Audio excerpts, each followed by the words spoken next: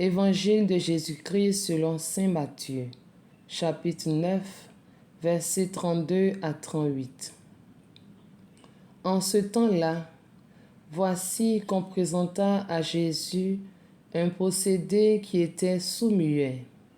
Lorsque le démon eut été expulsé, le sourd-muet se mit à parler. Les foules furent dans l'admiration et elles disaient: jamais rien de pareil ne s'est vu en Israël.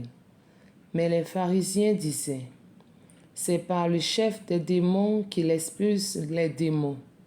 Jésus parcourait toutes les villes et tous les villages, enseignant dans leurs synagogues, proclamant l'évangile du royaume et guérissant toute maladie et toute infirmité.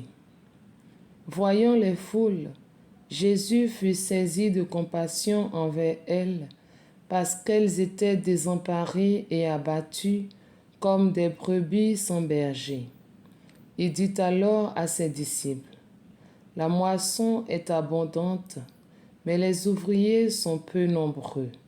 Priez donc le maître de la moisson d'envoyer des ouvriers pour sa moisson. Acclamons la parole de Dieu. Méditation. La guérison du sourd-muet est l'œuvre du Messie qui libère de l'esclavage et des limitations humaines. La réaction de la foule est logique, presque une profession de foi.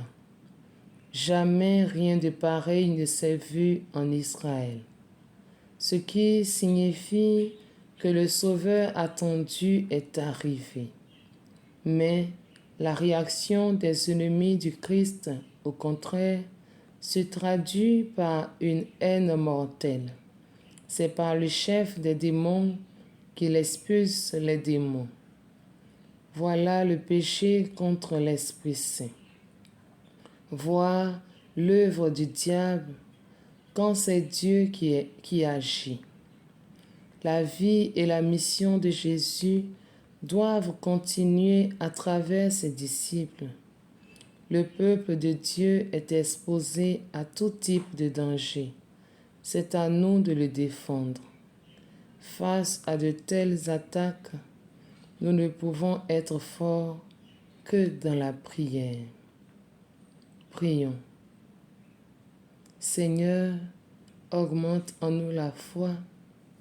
Donne-nous de reconnaître les œuvres que toi-même tu fais dans nos vies. Et nous prions pour les prisonniers, pour tous ceux qui sont désemparés et qui crient vers toi. Viens à leur secours. Amen.